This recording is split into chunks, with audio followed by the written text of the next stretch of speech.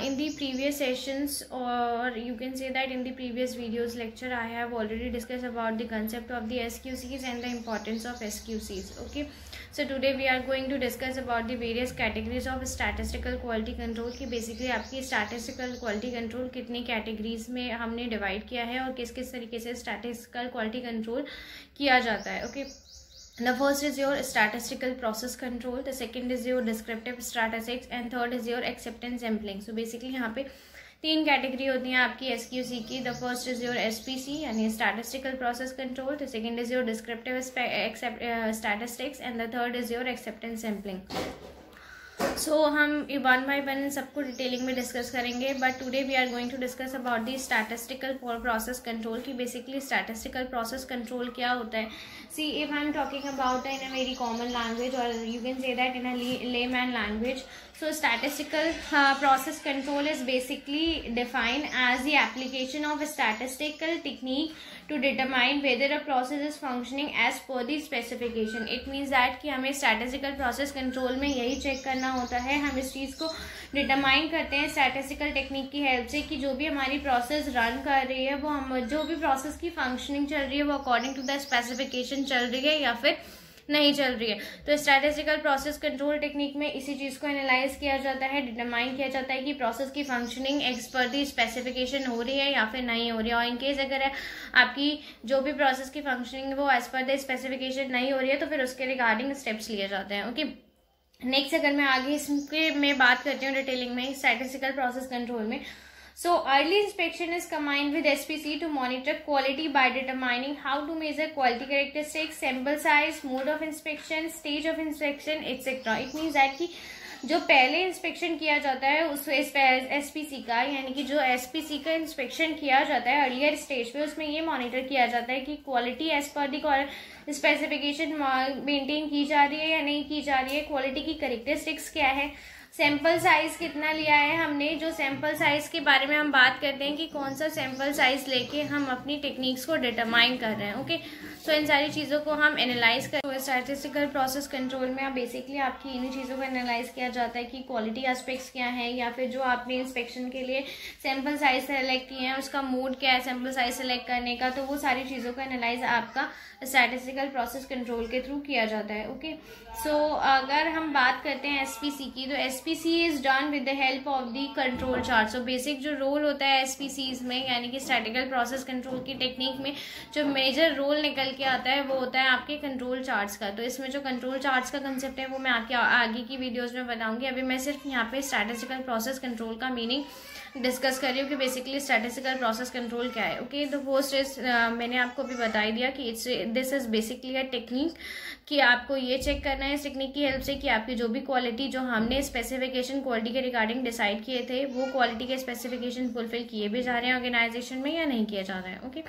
Next is the underlying concept of statistical process control is based on the comparison of what is happening today with what happened previously. It means that basically organization क्या करती है SPC की help से जो आज की process चल रही है और जो पहले प्रोसेस हुई थी उन दोनों प्रोसेस को कंपेयर करने का काम करती है. ओके, कि आपकी आज की प्रोसेस की क्या कंडीशन है और आपकी जो पुरानी प्रोसेस रन हमने कराई थी ऑर्गेनाइजेशन में उस प्रोसेस के बारे में क्या कंडीशंस थी. ठीक, next is we take a snapshot of how the process typically perform or a built-up model of how we think the process will perform and calculate control limit for the expected measurement of the output of the process. It means that basically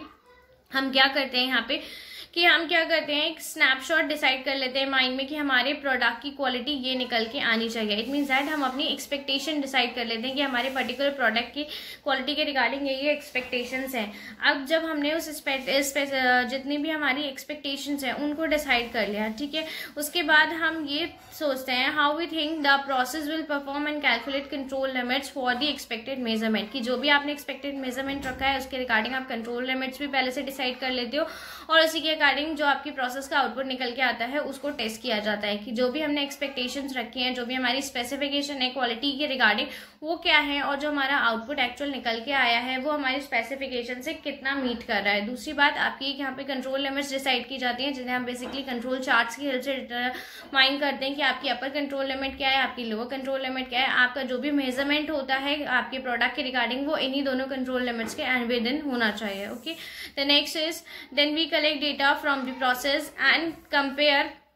the data to the control limit. It means that उसके बाद हम क्या करते हैं, हम data को collect करते हैं प्रोसेस से, उसको कंपेयर लिमिट्स के साथ में कंपेयर करते हैं कि आपके जो भी कंट्रोल चार्ज आपने डिसाइड किए थे, आपको ये देखना होता है कि आपका जो भी आउटपुट निकल के आया है वो अपर कंट्रोल लिमिट है क्राइटेरिया में आ रहा है या लोअर कंट्रोल लिमिट के क्राइटेरिया में आ रहा है, या कहीं कहीं ऐसा तो नहीं आपकी अपर कंट्रोल लिमिट और लोअर कंट्रोल लिमिट के बियॉन्ड जा रहे हैं आपके आउटपुट्स। तो इन सारी चीज़ों को हमें एनालाइज करना पड़ता है। Okay, the next is the majority of the measurement must fall with in the control limits. आपके जो भी आउटपुट्स निकल के आते हैं वो मेजॉरिटी ऑफ मेजरमेंट आपके किस में आते हैं, कंट्रोल लिमिट्स के अंदर ही आते हैं, बियॉन्ड द कंट्रोल लिमिट्स नहीं जाते हैं। Okay, the next is measurement that fall outside the control limits are examined to see if they belong to the same population और आर इनिशियल स्नैपशॉट और model. It means that कि जो भी आपके measurement control limit के बाहर जा रहे होते हैं यानी बियॉन्ड द कंट्रोल लिमिट आ रहे होते हैं, तो हमको ये चेक करना पड़ता है वहाँ पे कि हमारे वो जो जितने भी एग्जामिन हमने कर रहे हैं उस सैंपल्स को, क्या वो सैंपल हमारी सेम पॉपुलेशन के हैं या फिर नहीं है। इन केस अगर वो हमारी जो हम प्रोडक्ट चेक कर रहे हैं